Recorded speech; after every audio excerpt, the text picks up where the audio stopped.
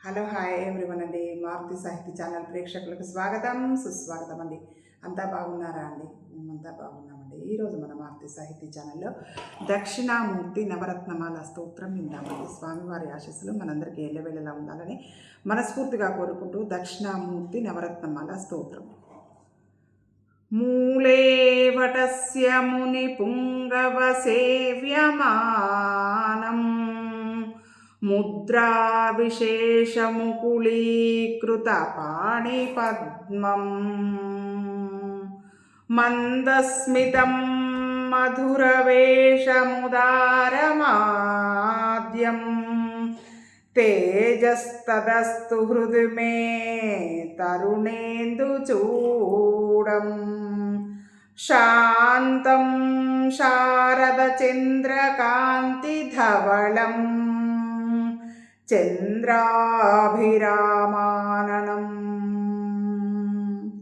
చంద్రార్కోపమకాంతికుండలధరం చంద్రావదాతాంశుకం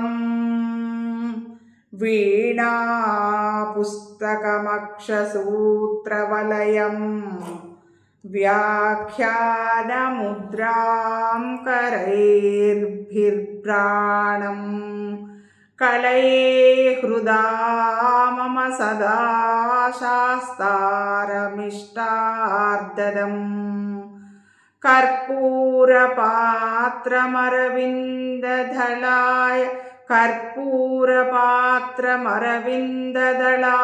కర్పూరపాత్రమరవిందదళాయతాక్షం కర్పూరశీతలహృదం కరుణావిలాసం చంద్రార్ధశేఖరమనంతగుణాభిరామ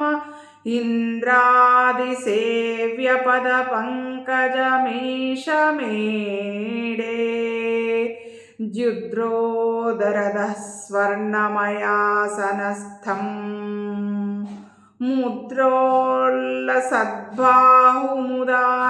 ముద్రోల్లసద్బాహుముదారకాయం సద్రోహిణీనాథకళావతంసం భద్రోదధిం కంచన చింతయామః ఉజ్జద్భాస్కరసన్నిభం త్రినయనం శ్వేతాంగరాగప్రభం బాలం మౌంజిధరం ప్రసన్నవదనం న్యగ్రోధమూలే స్థితం పింగాక్షం మృగశావకస్థితికరం సుబ్రహ్మసూత్రాకృతిం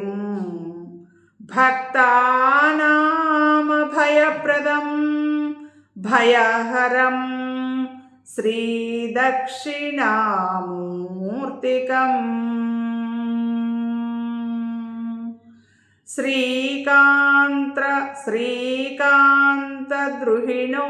శ్రీకాంతద్రుహిణోపమన్యుతపన స్కందేంద్రనంద్యాదయః ప్రాచీనా గురవాపి యస్య కరుణాలేశాద్గతా గౌరవం తం సర్వాదిగురుం మనోజ్ఞవపుషం మందస్మితాలంకృతం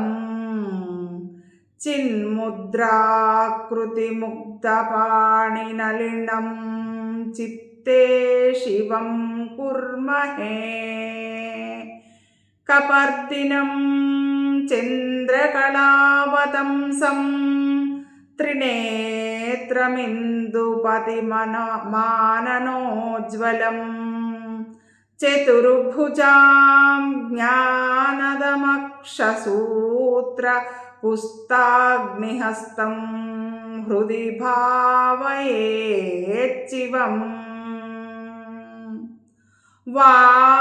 వామోరూపరి సంస్థితాం గిరిసుతామన్యోన్యమాలింగితాం శ్యామాముత్పలధారిణీం శశినిభాం చాలోకయంతం శివం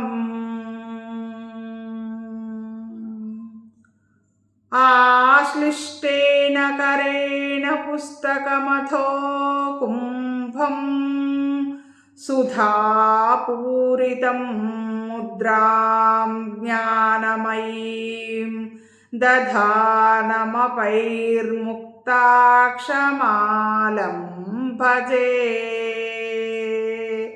వటతరునికట నివాసం పటుతర విజ్ఞానముద్రితకరాబ్జం కంచన దేశికమాద్యం కైవల్యానందకందళం వందే. ఇది శ్రీ దక్షిణామూర్తి నవరత్నమాల స్తోత్రం సంపన్నం. స్వామివారి ఆశీస్సులు మనందరికీ ఎల్లవేళలా ఉండాలని మనస్ఫూర్తిగా కోరుకుంటూ మనందరం ఆనందంగా ఆరోగ్యంగా సుఖంగా సంతోషంగా ఎల్లవేళలా ఉండాలని స్వామివారిని వేడుకుంటూ మీ అందరి ఆశీస్సులు ప్రేమ ఆదరాభిమానాలు మన మారుతి సాహితీ ఛానల్కి ఎల్లవేళలా ఉండాలని మనస్ఫూర్తిగా మరో కోరుకుంటూ ఉంటానండి. మీ మారుతి సాహితీ ఛానల్.